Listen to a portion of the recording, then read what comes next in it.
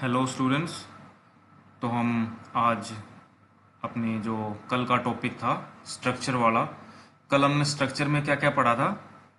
Structure को define कैसे करते हैं, उस स्ट्रक्चर के अंदर कैसे मेंबर बनाते हैं, और फिर उस स्ट्रक्चर के लिए वेरिएबल कैसे क्रिएट करते हैं, और फिर जो डॉट ऑपरेटर के थ्रू वैल्यू को कैसे एक्सेस करते हैं, यानी वैल्यू पता करनी हो किसी चीज़ की तो कैसे डॉट ऑपरेटर का इस्तेमाल करते हैं।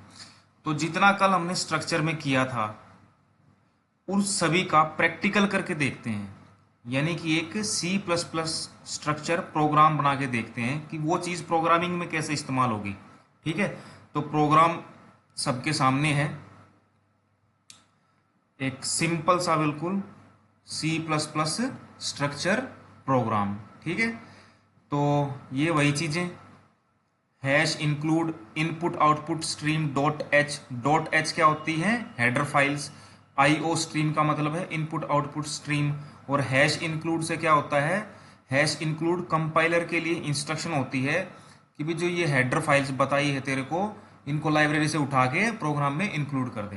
ठीक है, आगे hash include conio dot H. Conio क्या होता है, ये भी एक हेडर फाइल है, कॉन्सोल इनपुट आउटपुट। ठीक है, इसको भी हमने प्रोग्राम में इंक्लूड करवा दिया। अब देखो कल वाली चीजों पे आते हैं। स्ट्रक्चर कैसे बनाते हैं, स्ट्रक्ट कीवर्ड लिखते हैं। ठीक है, उसके बाद स्ट्रक्चर का नाम, तो स्ट्रक्चर हम किस नाम से बना रहे हैं, स्टूडेंट के नाम से। उसके बाद ब्रैकेट स्टार्ट, उसके बाद हम क्या बनाते हैं, मेंबर।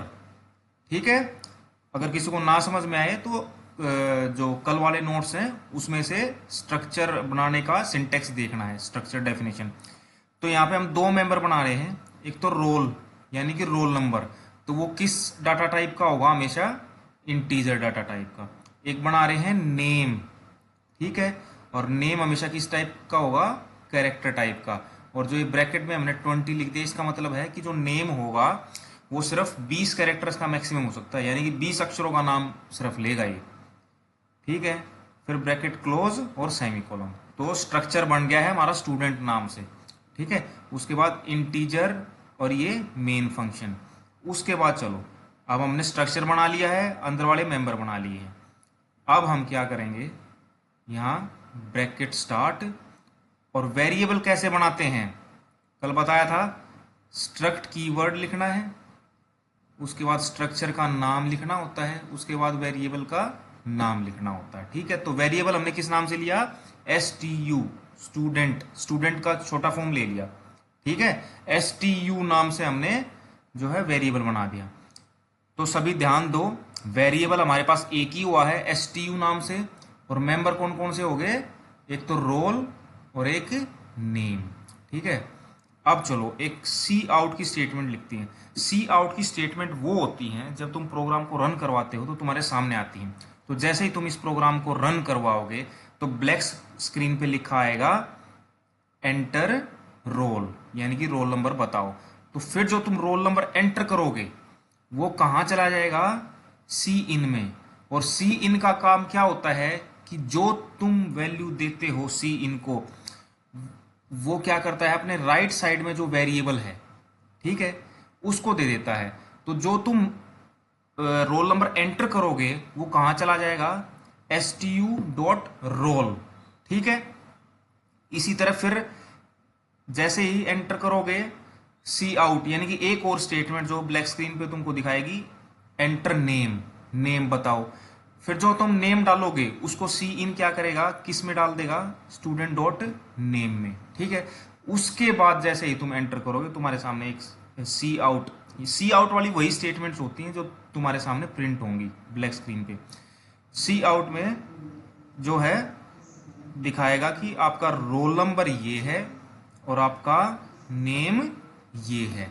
अब ध्यान देने वाली बात, जहां डॉट ऑपरेटर का काम आता है, अब हमने यहां पे रोल नंबर बताया, उनको यहां पे नेम बताया, लेकिन जो ये रोल नंबर ये वाला है जो हमारे सामने प्रिंट करवाएगा, उसको उस रोल नंबर का कैसे पता चला, उसको डॉट ऑपरेटर से पता चला, उसने स्टूडेंट डॉट रोल का इस्तेमाल किया।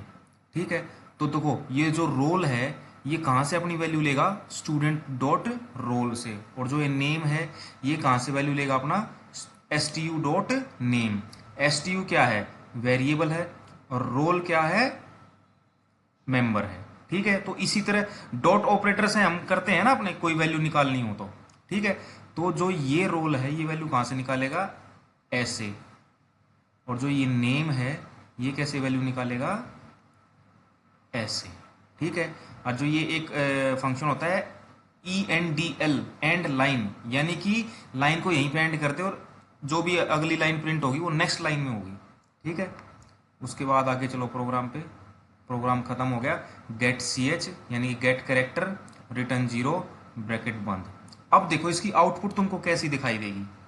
जैसे तुम इसको रन करोगे, प्रोग्राम को C++ सॉफ्टवेयर में रन करोगे, तो तुम्हारे सामने लिखा आएगा एंटर रोल। ठीक है, फिर मान लो तुमने टाइप कर दिया 10, तुम्हारे 10 टाइप करते ही फिर ये दिखाएगा एंटर नेम, तुमने टाइप कर दिया राहुल। ठीक है, उसके बाद एंटर मारते ही अपने आप ये लिखा आ जाएगा रोल 10 नेम राहुल। यानी कि जो ये रोल है इसने अपनी वैल्यू कहाँ से ली, stu डॉट रोल से। ठीक है, उस stu डॉट रोल में वैल्यू कहाँ से गई, जब तुमने ये 10 टाइप किया। ठीक है, जब तुमने 10 टाइप किया तो वो वैल्यू कहाँ चली गई, stu डॉट रोल में। जब तुमने ये राहुल टाइप किया तो वो वैल्यू कहाँ चलेगी, stu डॉट नेम में। और इस रोल और इस नेम ने वहीं से तुम्हारी ये वैल्यू उठा ली। ठीक है, अब इसको हम C++ सॉफ्टवेयर में देखते हैं एक बार। मैंने ये प्रोग्राम पहले ही लिख के सेव कर रखा है। तो C++ का सॉफ्टवेयर अपना कौन सा है, टर्बो C++। ये मैं खोल रहा हूँ इसको, स्टार्ट टर्बो C++। मैंने स्ट्रक्चर नाम से फाइल पहले से ही बना रखी है। ये देखो वही प्रोग्राम मैंने C++ इसमें लिख दिया। ठीक है, सारा। अब मैं इसको रन करता हूँ, रन। देखो रन कैसे करते हैं, या तो Ctrl+F9 या फिर ऐसे रन। ठीक है, देखो रन करती एंटर रोल आ गया, यानी कि ये सी आउट वाली वो स्टेटमेंट है, एंटर रोल। मैंने टाइप कर दिया 10, जैसे ही मैं एंटर करूंगा आ गया एंटर नेम, यानी कि दूसरी सी आउट वाली स्टेटमेंट जिसमें वो नेम पूछता है। इसमें कर दिया मैंने विनोद। ठीक है, जैसे ही एंटर करूंगा अपने आप लिखा आ जाएगा कि भाई आपका रोल ये है और नेम ये है।